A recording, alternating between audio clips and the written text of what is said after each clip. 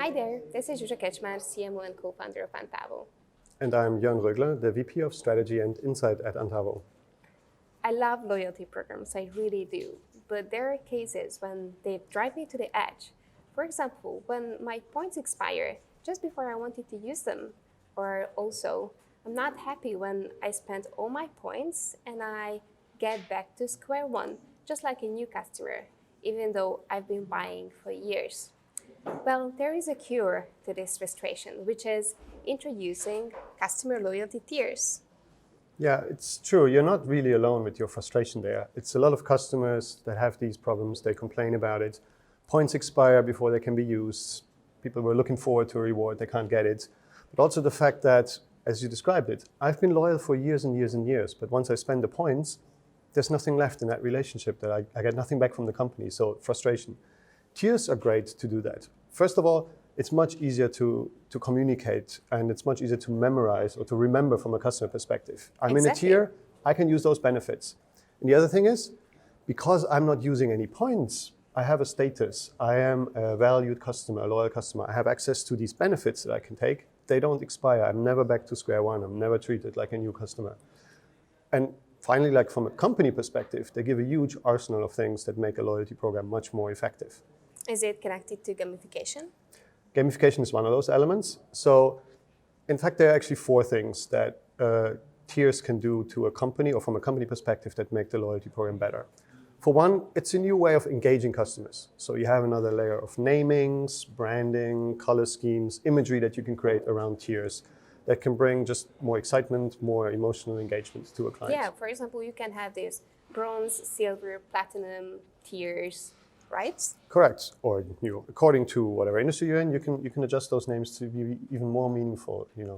Fashion insider. You can have VIPs, experts. Naming can be unlimited, and it works well with your brand that way. Yeah, it's a wonderful branding asset.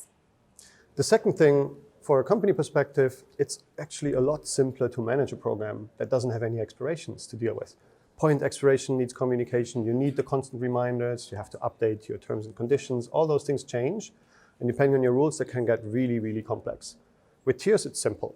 You join a tier, and then you're in the tier. And there are moments where you downgrade again from a tier, but there are few and far between. So it's easier to manage. And of course, it's also less bugging the customer, because it's never nice to receive that, hey, your points are expiring again, even though it might be really effective.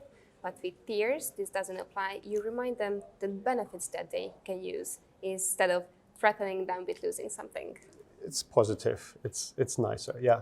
The third thing is, when you have a tier and you have benefits that a customer can get without using a currency like points, it's much more powerful in defending against competition.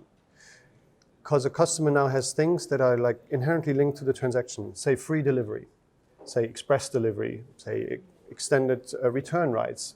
These make it actually better to buy with you as a company, because other competitors can't offer that. And because I don't have to spend points for it, they feel like a free benefit. Exactly. So I'm much more likely to buy again if I have these benefits in a tier than if I have to spend points.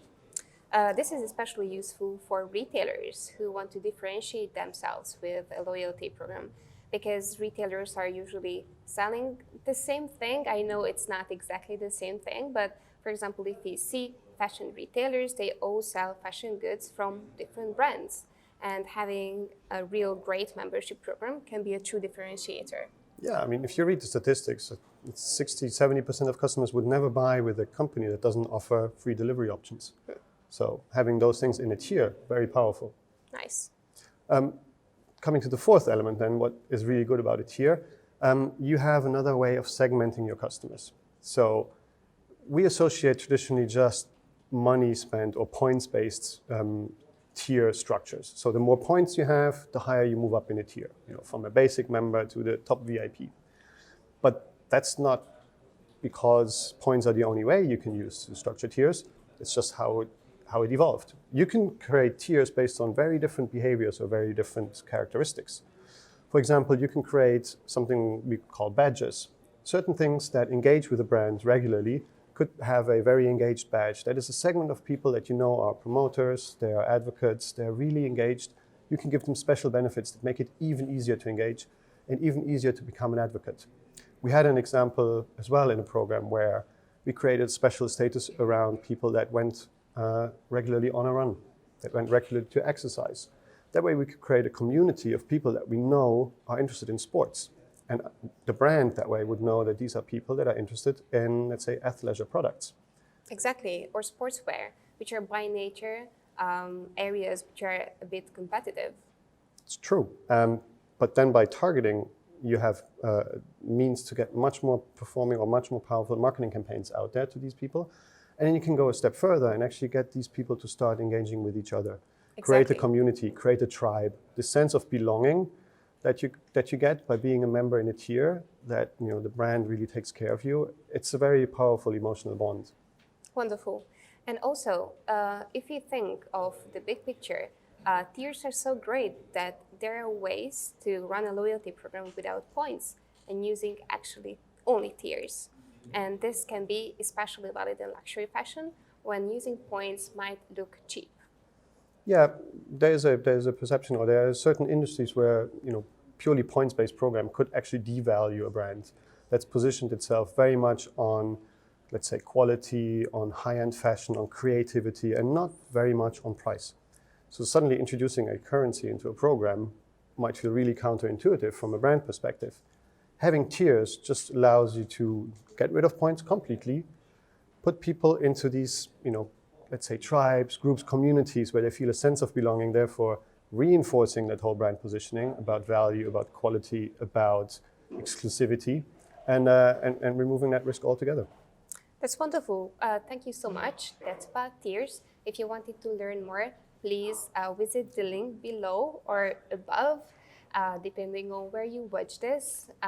It's more details about how to use a loyalty program successfully with tiers. Thank you so much for watching. See you next time. Bye-bye. Thank you. Bye-bye.